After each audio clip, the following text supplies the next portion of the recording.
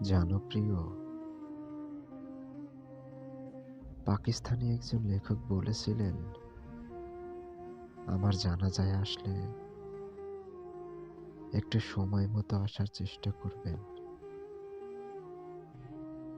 দাফন যারা করে তারা আমার মতো অপেক্ষা করবে না।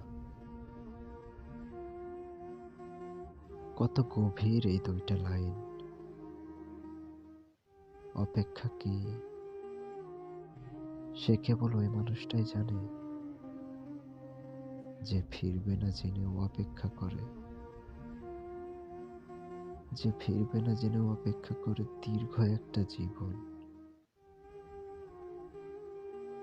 সাগরের মাঝখানে ডুবে যাওয়ার আগ মুহূর্ত পর্যন্ত চারিদিকে তাকিয়ে